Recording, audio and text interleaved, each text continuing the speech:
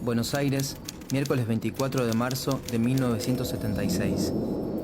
A las 0:45 de la madrugada, la presidenta Isabel Perón despegó en el helicóptero desde la Casa Rosada. Creía que viajaba hacia la Quinta de Olivos. Señora, usted está detenida. Le informaron 3 miembros de las Fuerzas Armadas en el sector militar del Aeroparque Jorge Newbery.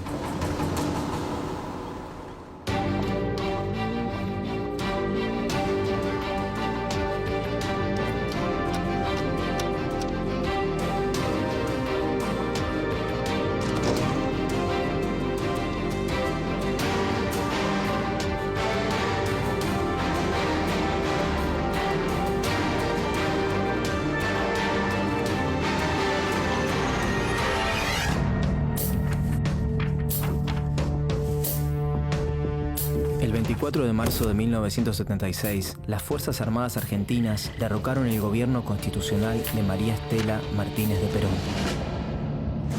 María Estela, alias Isabelita, había llegado a la vicepresidencia el 12 de octubre de 1973, pero el 1 de julio de 1974 debió asumir la presidencia después de la muerte de Juan Domingo Perón, su marido y líder indiscutido del justicialismo. La Argentina arrastraba un periodo de proscripciones, regímenes militares y democracias condicionadas de 20 años, que solo se quebró con las elecciones libres de marzo de 1973, en las que ganó Héctor Cámpora. Trataré con honestidad de hacer lo que el pueblo quiere. Unos meses más tarde, Perón asumía su tercera presidencia y tras su muerte, el país se quedó sin la única figura que podía garantizar la legitimidad institucional. La situación política estaba fuera de control y empeoraba con cada acción del gobierno de Isabel. Pero además, Argentina estaba rodeada de dictaduras. Y los militares comenzaban a filtrarse cada vez con mayor fuerza en las decisiones de Estado. El 5 de febrero de 1975, el gobierno de Isabel firmó el famoso decreto de aniquilamiento de la subversión, dando inicio al operativo Independencia. De este modo, en la selva tucumana, las Fuerzas Armadas ensayaron sobre los militantes del ERP, Ejército Revolucionario del Pueblo, los métodos violentos de secuestro, torturas y asesinato que luego utilizarían de manera sistemática en todo el país durante la dictadura. Desde fines de 1975, la tensión crecía día tras día, tanto que el gobierno adelantó las elecciones como modo de resolver la crisis política y social. Sin embargo, desde las redacciones, los diarios sugerían en portadas y editoriales otra solución. Las 3 fuerzas usaron los medios de comunicación con el fin de instalar en las calles que las armas eran el único recurso para salvar al país y devolver el orden. Pero no estaban solas. Recibían el apoyo de las corporaciones empresariales y también de gran parte de la sociedad, que esperaba, como respuesta a la incertidumbre general, la destitución de Isabel Perón. El 24 de marzo a la madrugada, las Fuerzas Armadas tomaron la Casa Rosada. A las 3:21 se escuchó el comunicado número 1 de la Junta Militar.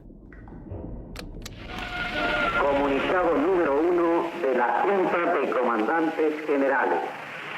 Se comunica a la población que a partir de la fecha el país se encuentra bajo el control operacional de la Junta de Comandantes Generales de las Fuerzas Armadas. Se recomienda a todos los habitantes el estricto acatamiento. La Junta Militar designó como presidente de facto a Jorge Rafael Videla. Videla había sido el comandante en jefe del ejército del gobierno constitucional de Isabel Perón. Las Fuerzas Armadas denominaron a su gobierno Proceso de Reorganización Nacional, pero el objetivo era instaurar a través del terror un nuevo orden económico y social, en línea con las restantes dictaduras latinoamericanas asociadas en el marco del Plan Cóndor. Así bautizaron al Plan Represivo Internacional, que coordinaba operaciones de persecución, secuestro y tortura a militantes de los distintos países del Cono Sur. Los servicios de seguridad de Argentina, Chile, Bolivia, Paraguay, Uruguay y Brasil eligieron la imagen del ave característica de los Andes para sellar un pacto siniestro. Pero el cóndor no era otro que el águila norteamericana, interfiriendo en los asuntos de la región. Estados Unidos conocía y digitaba las operaciones clandestinas.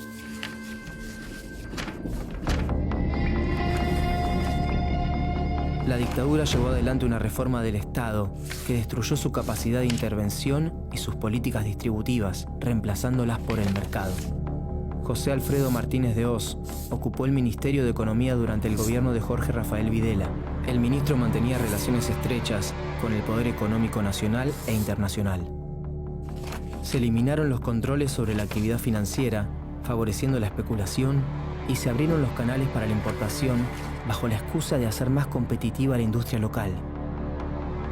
Quienes no pudieron competir con los productos internacionales debieron cerrar sus empresas, situación que provocó un aumento del desempleo. Las medidas económicas multiplicaron por 5 la deuda externa, que subió de $8.000 millones en 1976 a más de $45.000 millones en 1983.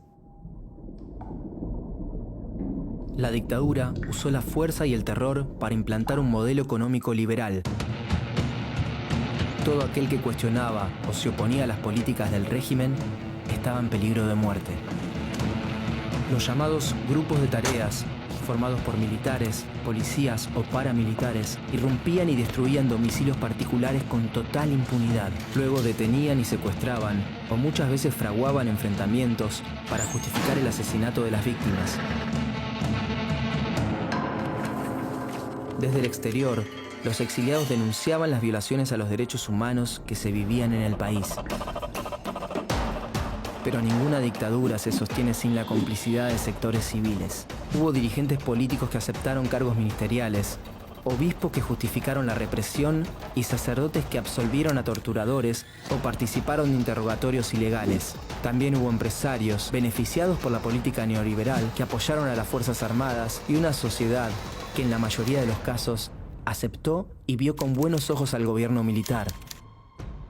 Los medios de comunicación se convirtieron en piezas funcionales a la dictadura, en especial cuando en 1978 se organizó el Mundial de Fútbol para mostrar un país sin conflictos y en paz. Los argentinos somos derechos y humanos, decían las propagandas.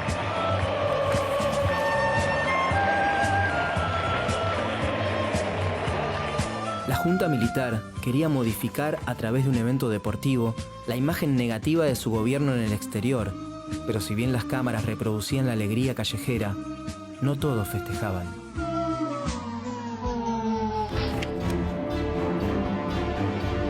A través del terrorismo de Estado, las Fuerzas Armadas implementaron una política de terror sistemático que funcionó de forma totalmente ilegal y en contra de la población. Todos estaban comprometidos, desde los altos mandos hasta los rangos más bajos. De manera clandestina, utilizaban una red de centros de detención en todo el país, donde miembros de las 3 fuerzas torturaban, obligaban a dar a luz a las mujeres secuestradas, les robaban sus hijos y los asesinaban. El régimen buscaba quebrar a los detenidos para que dieran información sobre sus compañeros de militancia. En la Argentina, funcionaron más de 500 centros clandestinos de detención, tortura y exterminio. El objetivo de su existencia no solo era violentar a los secuestrados, sino también que el terror llegara al resto de la sociedad, para silenciarla, romper los lazos e impedir cualquier tipo de organización o resistencia. A fines de 1979, unos meses después de la visita de la Comisión Interamericana de Derechos Humanos a la Argentina, Videla respondió en una rueda de prensa cuál era la situación de los detenidos sin proceso. Pero mientras sea desaparecido, no puede tener ningún tratamiento especial. Es una incógnita, es un desaparecido. No tiene entidad, no está. Ni muerto ni vivo, está desaparecido. Videla decía que no podía hacer nada, al mismo tiempo que asumía la existencia de personas desaparecidas.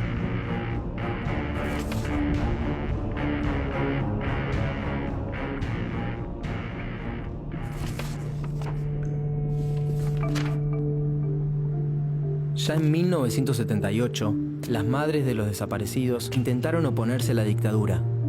Se conocieron en los pasillos de los juzgados cuando buscaban información sobre los detenidos ilegales y empezaron a juntarse en la Plaza de Mayo para hacerse escuchar. Para reconocerse, se ataron un pañal blanco en la cabeza y como las manifestaciones en la vía pública estaban prohibidas, comenzaron a caminar en ronda. Fueron una de las primeras en protestar a la vista de todos.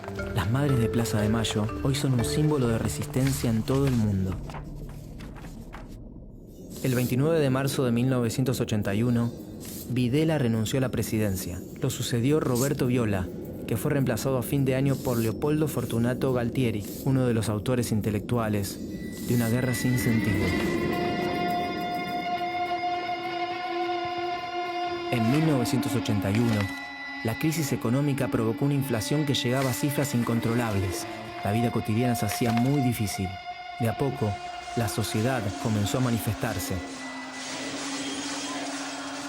Para frenar el descontento social, la dictadura levantó la bandera de una causa legítima.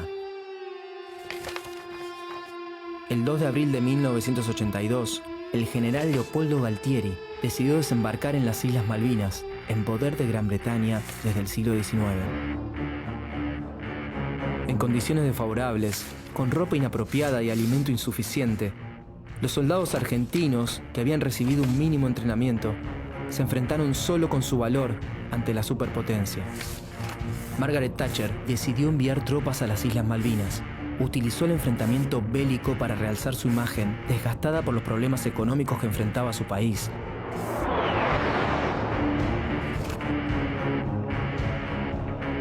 La sociedad recibió una imagen ficticia del conflicto.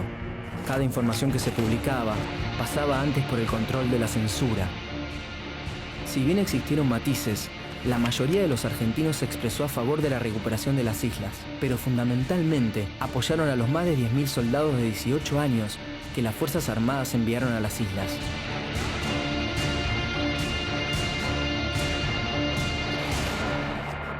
El 14 de junio, la Argentina firmó su rendición. La ineficiencia e improvisación de los comandantes militares provocó la muerte de 649 argentinos y otros 1.063 soldados regresaron con heridas al continente.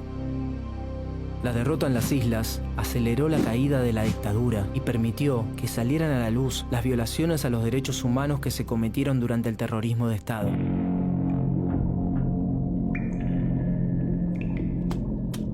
El 1 de julio de 1982, asumió el general Reinaldo Vignone, encargado de llevar adelante la transición entre la dictadura y la democracia.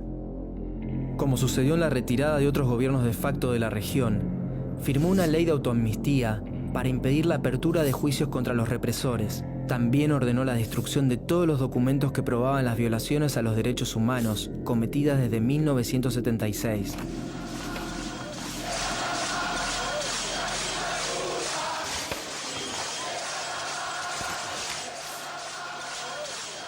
El 30 de octubre de 1983, el radical Raúl Alfonsín, junto a su vice, Víctor Martínez, se impuso sobre la fórmula justicialista compuesta por Ítalo Luder y Deolindo Vittel. Ni bien asumió el 10 de diciembre, Alfonsín derogó la ley de autoamnistía que promulgó Vignone e impulsó el juicio a las 3 juntas militares. Señores jueces, nunca más. Había empezado un tiempo diferente para la Argentina. Los dictadores permanecieron en el poder por más de 7 años. Desde el terrorismo de Estado asesinaron, robaron identidades, destruyeron organizaciones y rompieron los lazos sociales con un fin específico: imponer por la fuerza un modelo económico de país que siempre perdía en las urnas. 1976-1983, Argentina, sus años más difíciles.